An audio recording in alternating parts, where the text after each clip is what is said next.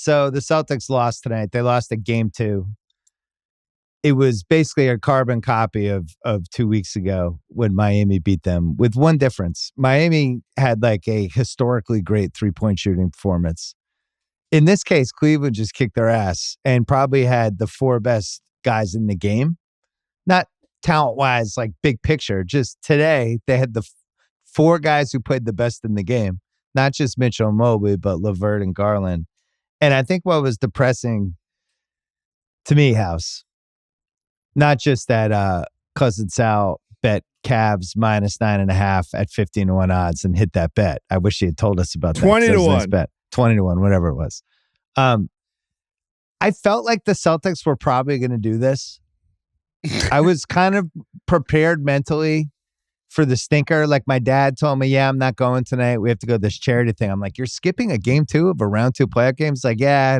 Like in general, there was, I don't want to say a malaise around this series in Boston, but there's this just expectation now that the Celtics are going to walk to the finals. And anytime there's low expectations for the Celtics, oh, we got it. Oh, it's let's go. Let's do it. It seems like they can't resist just taking a shit house. This is what they do. They just take a nice dump on the court. I mean, once again, Papa Doc Simmons, your dad, is the wise man. He knew that, you know who else took the night off to go to a charity event? The Boston Celtics. And the charity was the good people of Cleveland. You know, I'm happy to see it. But look, there's something in this Celtics DNA situationally since the 2020 bubble season. These Celtics are 18-22 against the spread in games after they win and cover. They're 4-5 against the spread. If they win by 20 or more, they're 1-4 at home. So you said you watched the Rear Gambling Show this morning. One of the things we hit on, and when we laid out the case for this, was, you know, we're trying to be creative because talking about this Cleveland Celtics matchup is very difficult. You could go on there and do, you know, correct sequence of wins in the series at 21-1. We talked up the idea of Boston wins game 1, which happened, and the remaining games were Cleveland wins games 2, and then Boston sweeps the rest. So gentlemen sweep with Boston in game 2. Well, Boston is 14-17 in their last 31 home playoff games. Usually home court is an advantage. It's kind of insane. I think they've played in the last before the Magic and Cavs played in their game 7. The last 3 or 4 game 7s were played by the Boston Celtics. Right. It's like they play in a lot of long series, and in order to do that, you end up losing a couple of home games in between. I'm actually, as probably the biggest Celtics skeptic on the call right now, I don't think this was the Celtics playing like absolutely horribly. I think game 2 against Miami was a joke. Right? Like they treated those guys like they were not professional NBA players, let them walk into practice threes. And, you know, they kind of sleepwalked through that game. I thought this was the Cavs playing an excellent game. It was tied at halftime. Evan Mobley was making layups. Evan Mobley was attempting 3-pointers. Evan Mobley had a career high, playoff high of 19 points by the third quarter. These guys were playing over their heads. And I think I want to give a little bit of love to what Cleveland did tonight. I thought they just played their offense with a sense of purpose that I just hadn't seen them do all playoff long. And we can get into some of the different things that they were doing. But, man, I thought the Cavs were pretty damn good, more so than this was, you know, a classic Celtic stinker. They really defended Tatum. Strus like does a decent job on Tatum, I gotta say. Like, very handsy.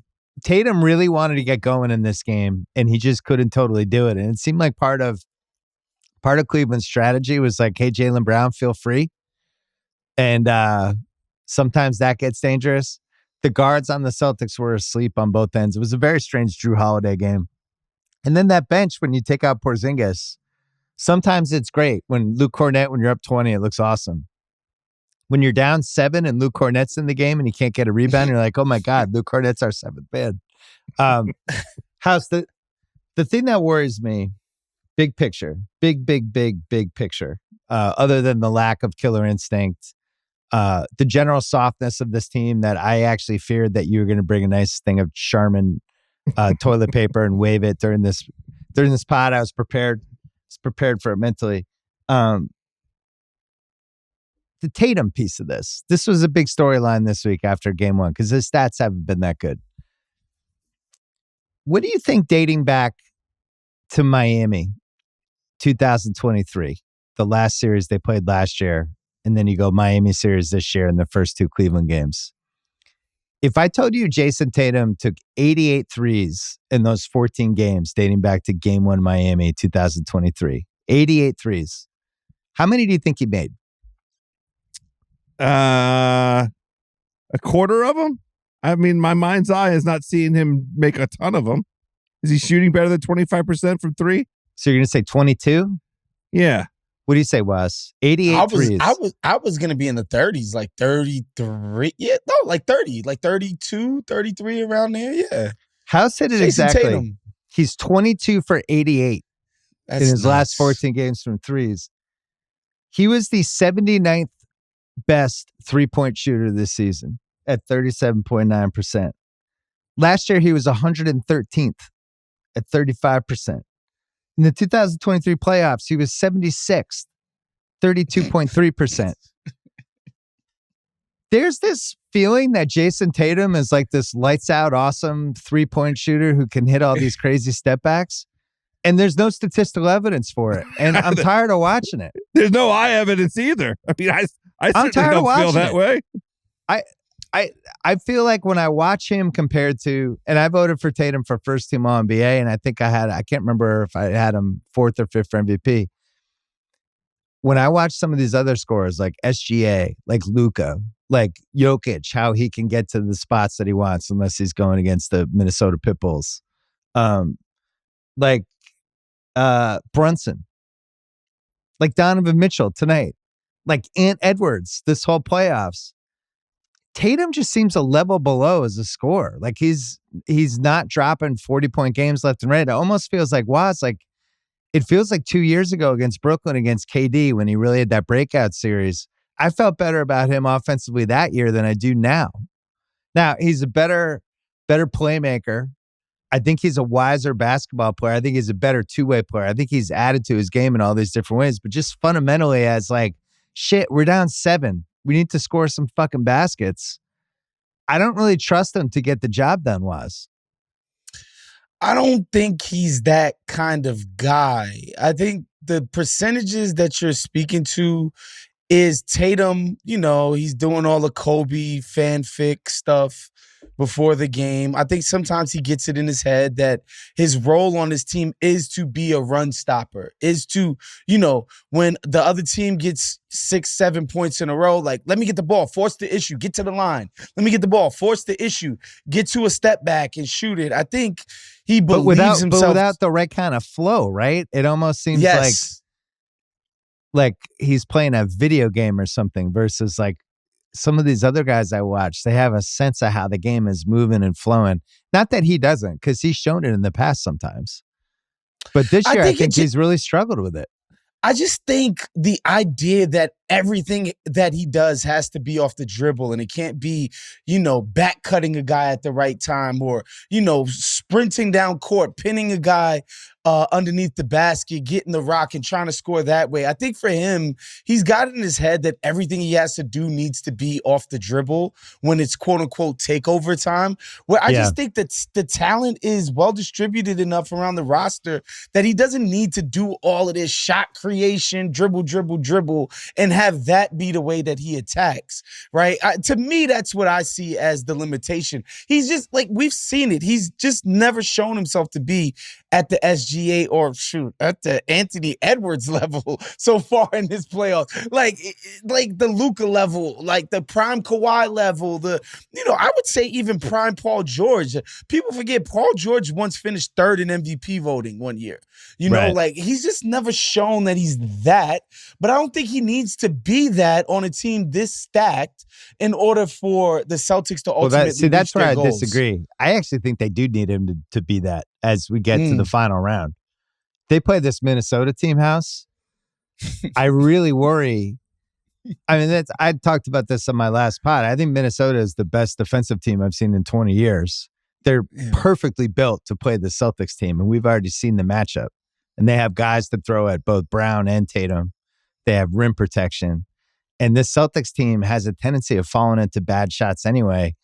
And I'm trying not to be pessimistic about a team that won 64 games, but part of me just feels like I don't see this level up that they can do. Even today, like one of the things I loved about Tatum was they were really experimenting with him at the foul line and doing like the 2011 Dirk kind of post-up stuff. Even that wasn't really working tonight. So I guess my point is this. I think he has it in him, but if we're ever going to see it, it's got to be pretty soon because you're comparing him with some of these other guys we're watching, like Brunson, who's just been out of his mind. Yeah. Just like, 1984 Bernard as a 6'1" point guard. And I don't know if Tatum has that in him, House. What do you think? You know what's crazy is I totally agree. And this is what every single Celtics fan deep in their heart knows to be true. The difference between the Celtics and Denver, for instance, and, any other sort of at that upper echelon is just that thing, right? There's 2 minutes left. You need 3 baskets to win the basketball game. How are you going to get them? And Tatum figuring into that is a problem. It's a challenge. It's not something that Celtics fans feel confident about. I think that Ime Udoka was going to open that up for him. And I think we're now in a holding pattern with him because of what happened, what Ime did that had him no longer associated with the Boston Celtics. I think it's had an impact on this last sort of level for Tatum to be the guy that I mean, you watch it and you live it and it drives you crazy because you're the Celtics fan that you are. It drives me crazy watching it. You're not even a Celtic fan. Yeah. At the end of games where he stands with the ball, waits for the clock to run out and then does a one-legged fall away. It's horrendous. We call it terrible. The Drew Hanlon drills offense. It's like, Jason, just do 10 dribbles between your legs and do a step back. Do 100 of those. Look, the part of the problem with Tatum is he has done it in big situations. He has the Milwaukee game in 2022. He has the 4 threes against Philly in game 6. Like the biggest possible stakes where it's like, we're going home unless you play well. And he's come through. And that's why he gets so much benefit of the doubt. But the results just have not been here in the playoffs so far. He has not had a really good playoff game yet. He said, I think 7 games so far. 6 of the 7, I don't even think he shot higher than 45%. He's getting the line better. His rebounding was really good in the Miami series, and he's better as an all-around player. But there's going to be a point where somebody on this team, when it gets to nut crunch time, who are we going to? Who's getting the basket? And I would have said, I like the white Porzingis high screen the most. Porzingis was wearing a green Celtics jacket tonight. I don't know whether he looked like he was from South Shore, North Shore, Charlestown, Southie, Worcester, Grafton. He looked like 100 different massholes, that house that I ran into from 88 to 91. But we need him back because that's the superpower of this team. If he's not healthy, they have no chance of beating this Minnesota team the way they're playing defense. I just don't think they're going to be able to score. Yeah, I think they'll get to the finals regardless. The Knicks, despite their continued winning, are dropping players like flies. That OG injury is serious. I'd be shocked if he's back for the playoffs. If you saw the way that guy limped off and couldn't even walk. Remember, Zion could actually walk himself off. Right. OG was cooked. So now OG's done. Randall's done. Mitch is done. Bogdanovich is done. Like, the Knicks are not going to be able to seriously. It's almost like their coach is playing everybody too many minutes. Look, I'll say this.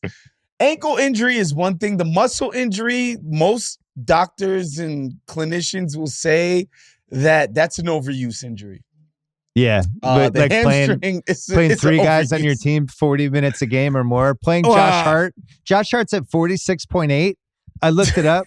It's the highest number per game in the history of the playoffs. It's the ABA-NBA merger.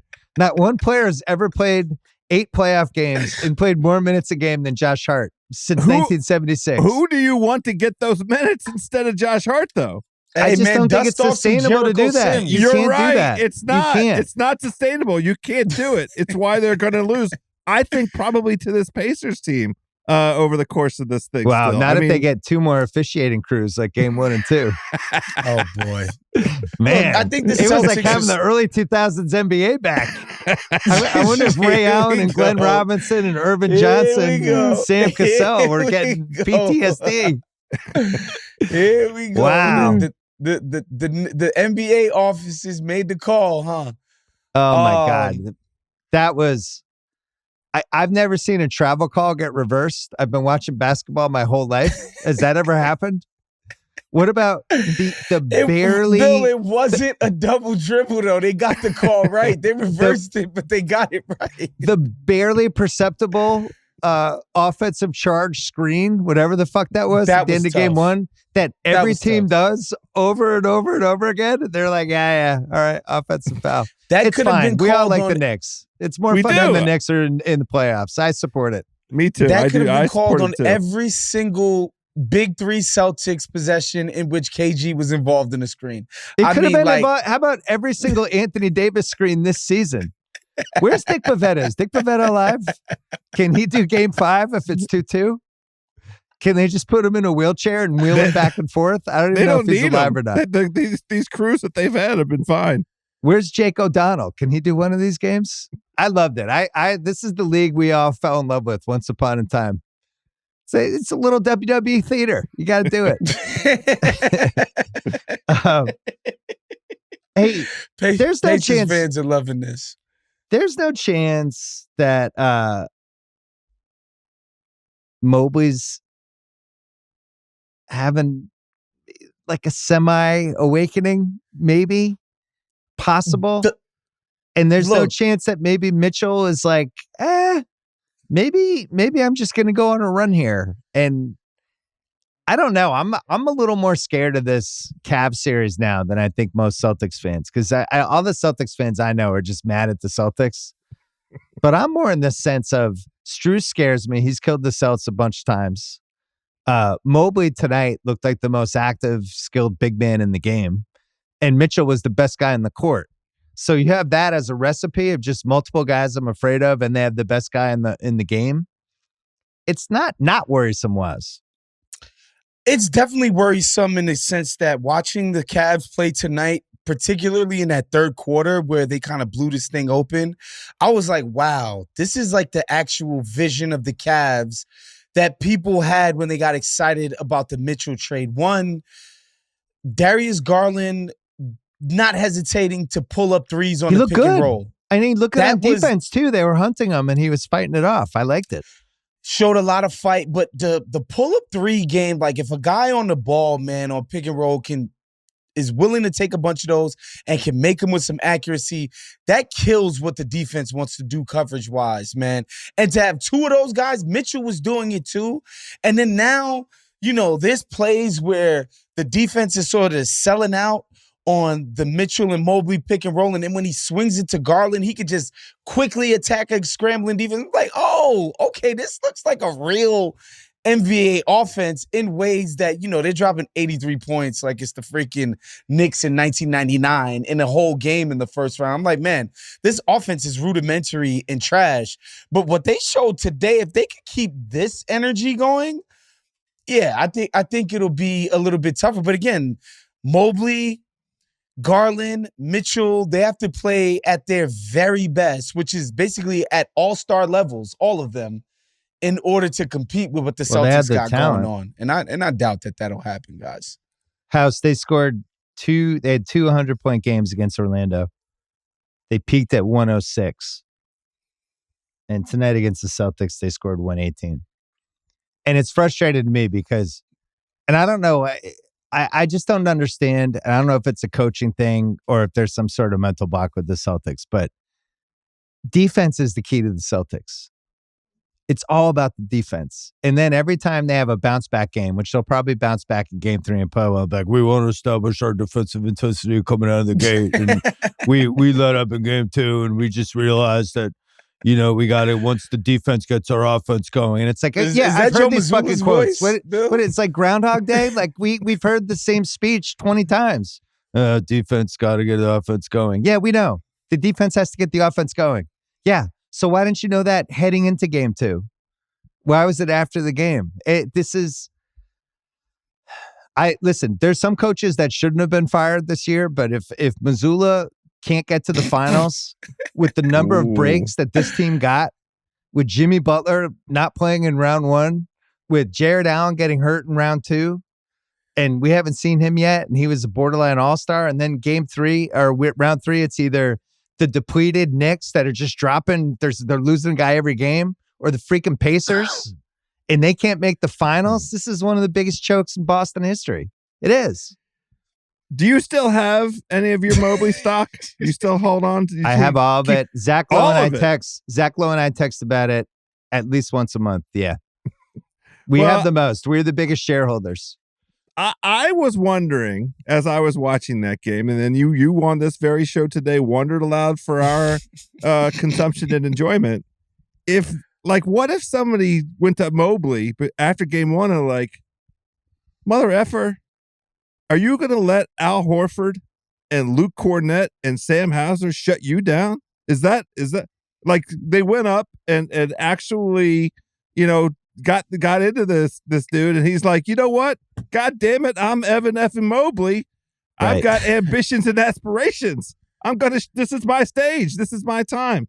I mean, they did out physical the Celtics, and it made me think of how vulnerable the Celtics are.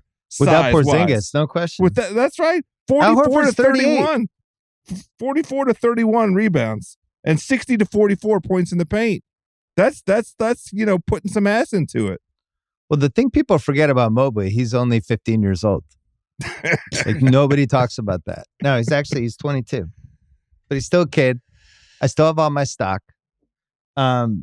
Look, Celtics fans, I don't think you need to panic after this game 2 loss. It's a long series. It's a team that the Celtics clearly understand is an inferior opponent. They did the same thing the last round. They came back and smoked the Heat the rest of the way. They took it really seriously. That's what the playoffs is all about. Let's just pull out enough to win. The old Milton Berle. They've only gotten their asses kicked 4 times this year, just for the record. And I'll give you the games. The Clippers came in, beat the shit out of them. They're in the apex of the Clippers era. That's the one when they show the highlight tape for people trying to convince them to get season tickets. It's like, remember in January we killed the Celtics? The Bucks beat their asses by 33. And that was a 5 games and 7 nights. They had no legs. It happens. The Magic kicked their asses, I think in December by 17. And then the Cavs tonight. And each time the Celtics sucked from the 3-point line. 10 for 40, 9 for 35, 7 for 29, 8 for 35. And the problem for them, and this can be a problem as we get to the later rounds, is if they're not making threes and they fall behind, it just turns into this iso ball fucking disaster. And you can see it. And it's just like, all right, you go and I'll stand and I'll watch you. No, I'll take it. You stand and now you watch me. And I just can't believe this team won 64 games. I've never been more frustrated by a good team in my entire fucking life. Now we're denouncing and renouncing the season. So fucking angry. God damn it. Really? Like, Knicks are dropping every hour. Another Knick gets hurt. They just can't make it 3 more weeks.